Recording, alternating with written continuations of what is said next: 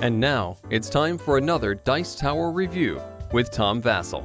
Hey everybody, I'm Tom Vasel, and today we're taking a look at an expansion for the Funkoverse game. This is the second Marvel expansion. The first one added the Avengers, and this one adds Thanos. He is inevitable. So the reason we're talking about this one separately, it's just one figure, of course, but this adds a new mode to the game, and they sure made it sound like you'll see this mode again in the future with other characters. We'll have to see. But as it is, you can use Thanos as a regular character, which we'll talk about in a moment, or you can use him as an ultimate character where one person plays Thanos and everyone else plays a group of 3 people to fight up against him. Here's how it plays. Alright, so first you can use Thanos as just a regular character. A pretty good regular character. I mean, if you notice, all his stats, all his tokens, when you put them on the cooldown track, are going to go to 4. However, before it has an ability, you can place one ability token from your pool on the 1, 2, or 3 of your cooldown track to reduce the ability's cost by that number. So you can do them and kind of waste another ability token. So you can, it's interesting, you know, he can kind of dominate the team that he's on. I mean, his stuff's pretty powerful. Just knock someone down, merciless. You don't have to roll, you're just knocking him down.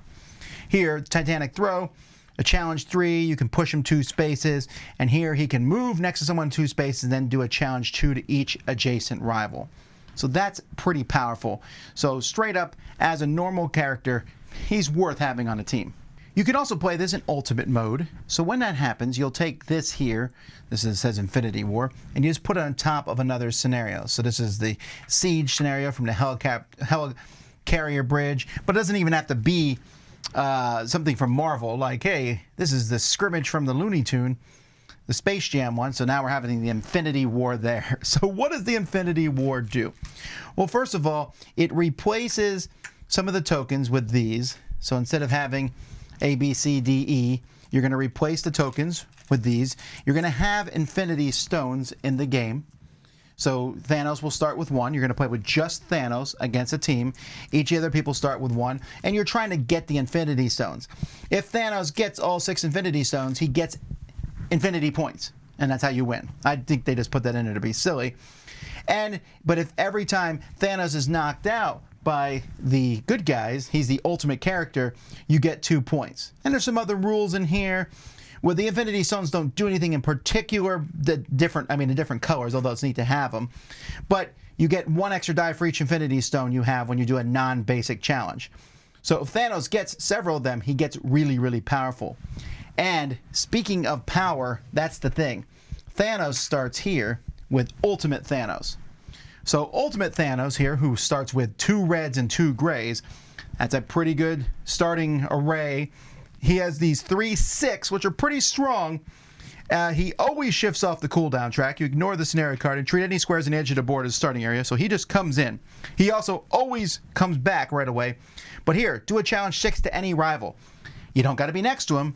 There's Orbital Energy Strike. You throw a planet at him. Perfectly balanced.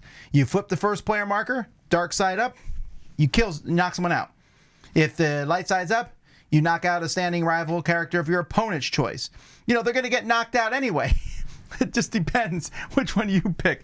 It's craziness. Here, and 6, stand them up and do a challenge 4 to each adjacent rival. So that is very dangerous. So he's a very powerful figure, and there's even something here in the rules that talk about adjusting difficulty. You can make it harder for Thanos, or you can make it harder for the other person, and there is another whole set of rules in here. But that's what the ultimate game of this is like. Well, there you have it. Very simple. Again, if you don't want to play the ultimate, it's still worth getting, I think, just to have Thanos. He's a powerful character. I don't think he's overpowered because his ability tokens, he only gets 2, and his ability tokens are pretty, you know, his abilities cost a lot to use. But man, and then it's also funny, just, you know, you can now make a team of villains. Have Thanos and the Joker and the T-Rex. You know, that's what I would do. The 1 versus all is probably why people are here, though, because they're curious how it plays. And I think it plays okay.